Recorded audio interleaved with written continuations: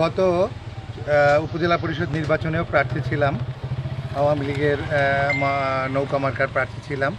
এবারে যেহেতু মনোনয়ন নাই, সেক্ষেত্রে আমরা গণমানুষের কাছে স্থানীয় সরকার নির্বাচনে আমাদের যে নীতিমালা আছে সেই নীতিমালার অধীনে আমরা নির্বাচন করছি। এবারে অনেক বেশি সারা মানুষ এবার ঐক্যবদ্ধ হয়েছে। মোটরসাইকেল মার্কার তারা ভোট দেওয়ার জন্য তারা প্রতিজ্ঞবদ্ধ। আজকে এই যে জায়গাগুলোতে আমরা দাঁড়িয়ে আছি, এই জায়গায় সমস্ত মানুষ যেভাবে আমাকে আলিঙ্গন করেছে, যেভাবে আমাকে গ্রহণ করেছে, আমি অভিভূত।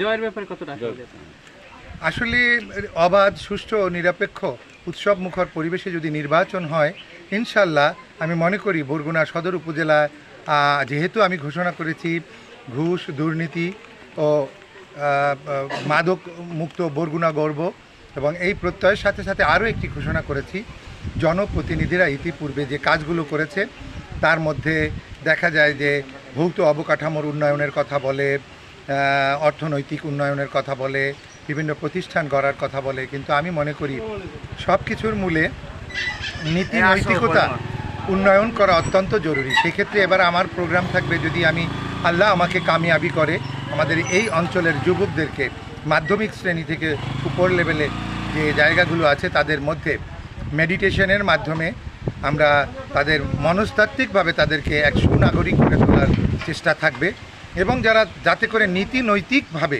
তারা বেড়ে ওঠে এবং একজন সত্যিকারের বাংলাদেশের নাগরিক হিসেবে দেশপ্রেমিক জনগণের মতো কাজ করে। আর অসাম্প্রদায়িক বরগুনা গঠনে আমি দৃঢ় প্রতিজ্ঞাবদ্ধ।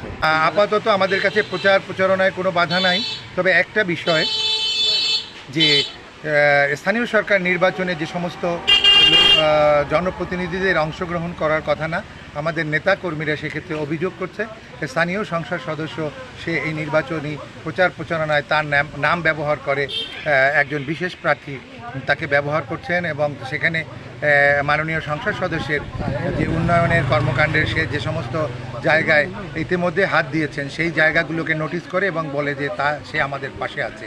এই জায়গাটায় আমার অস্বস্তি হচ্ছে, এবং এই বিষয়টা আপনাদের মাধ্যমে আমি সকলের কাছে আহ্বান রাখতে চাই যে গণমানুষ এবার স্থানীয় সরকার নির্বাচনে নির্বাচন কমিশন ঘোষিত যে নির্দেশনা আছে তার আলোকে যেন তারা সেই উৎসব মুখর পরিবেশে ভোট দিতে পারে, সেই প্রত্যাশা করছি।